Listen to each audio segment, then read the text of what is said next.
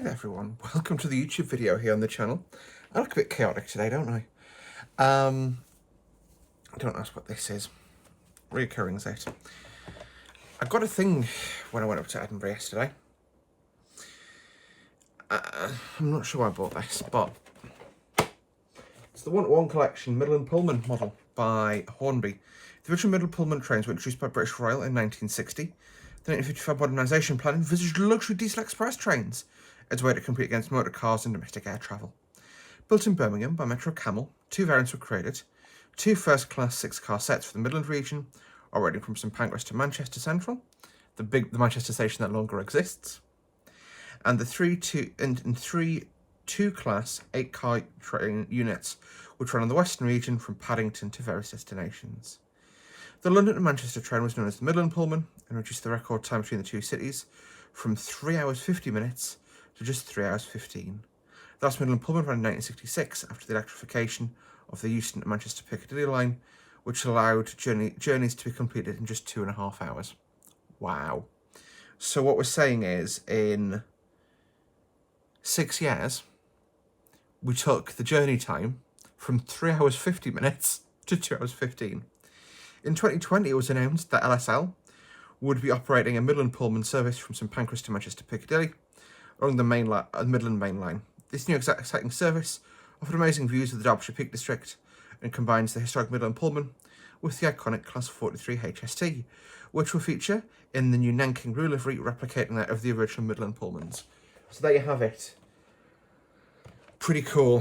When we look at the back, that's where I got the information from. Got some nice photos, and it also gives you the correct formation of the set, which is really good because obviously it's not really too standard, so it's a bit more difficult to figure this one out. This is my first HST in the new tooling, so this one's actually a slightly modified version of that tooling as well, which we'll talk about when we get it on the track. But yeah, this is pretty cool. I've had it out, I've had a look at it, and I'm really pleased with how this runs. Let's see it on the track. So welcome to the layout. So just slightly shunt the train back. Oh, hello. I think I'm having an issue here. That's not the best. No, it's an issue with my power supply. Huh. I think I've broken something somewhere. My power supply is doing that, and that's not a flicker on the camera. Okay. What we'll do is we don't need the power supply. There we go, we'll just disconnect it for now. And I'll go climb under there and figure out what's gone wrong. But overall, this is the model. So this, you've got a one powered Class 43 and one unpowered dummy. Now the packaging is the fairly standard. The packaging you get with the sort of the higher end Hornby models, which is the white piece of card covering polystyrene foam. Polystyrene foam does include some detailing, which I've not even removed from the packaging yet. But I will quickly show that off. That is, you've got a Buckeye coupler in there, and you've got the 3D nameplates for Jeff Drury, which is 43046. So, interesting little fact, or a nugget of information. These units are ex-East Midlands Railway power cars. So if I break out my new measurement train, HST, bear with me a second. Talk amongst yourselves, valued viewers. Talk amongst yourselves. And see, this is the older Hornby tooling. If you look at the roof, this has an additional cover here. So there's a slight difference in the shape of the roof. And in the shape of the roof. The reason for that, like I say, is my new measurement train that has a MTU engine in it in real life. And the Midland Pullman unit has a VP185, which is what the East Midlands units had. So it's just both worth bearing in mind. There are sort of slight visual differences, even though they have retrofitted the two headlight mod onto. I can't put these away, which is really frustrating. Trying to deal with that in a moment. But overall, yeah, that's pretty cool. What we'll do, we'll do some running, but I'm just going to make sure for a moment that I'm going to fix this power supply because it doesn't look healthy. Now I've resolved my power supply issues, I think. So there you go. So really cool little...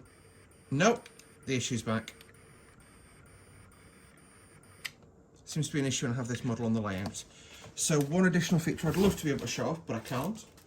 It is on the model. Let's fly you guys over the top of the layout so you can see, if you look down, there's the fans of it visible. When the loco is running, those do rotate, which is really pretty cool. And overall, it's just a gorgeous little model in my opinion. I absolutely adore it. There you go. So, like I said, unfortunately, due to layout issues at the moment, we can't run it in. I'll run it on the layout, but you can see a bit of better image there of the etched nameplates with the Buckeye couplers there. And that's for Jeff Drury there. You can see that's just the 3D version. And the decoration is absolutely outstanding. You've got a 3-pole motor, you've got a flywheel, 21-pin DCC decoder. Also, further mod to the front of this, as you can see, you've got a Cyclops light on this loco, and I just think it looks absolutely gorgeous. It's yeah, like I say, it's an amazing little model in my opinion. You've got, like I say, so you've got the changes to the modelling of this, like I say, is it's a VP185 roof with 2 headlamps instead of the normal 3. And then if you fly along, you've also got your little like grille covers over the guard compartment windows. And yeah, and then obviously you've got the non-powered variant on the rear there. What I'll actually do is I'll lift the powered car off the track, so I can move the non-powered one around, no problem. You can see, you can imagine sort of cruising past will look really great. Non-powered car, obviously just a dummy, exactly the same as with all of the HSTs. I wonder actually, for a test, would this work? If you bear with me 1 second, we'll find out.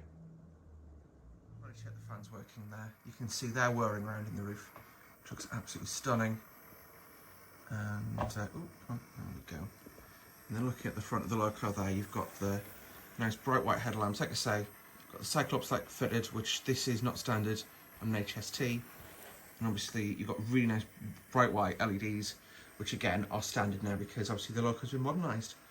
Absolutely stunning model, really great bit of kit from Hornby again. Really enjoying it. So yeah, thank you guys so much for watching. I'm probably, overall, I don't see this being a permanent fixture on the layout because it's nice, but it's not,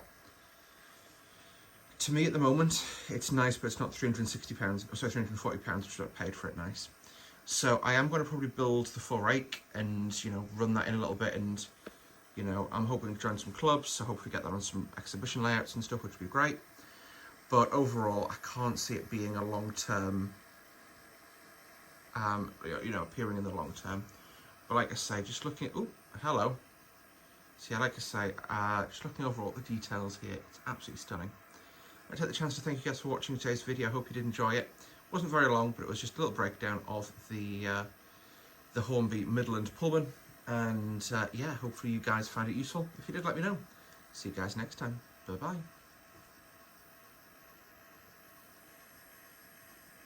I was meant to pan out a shot, but oh well.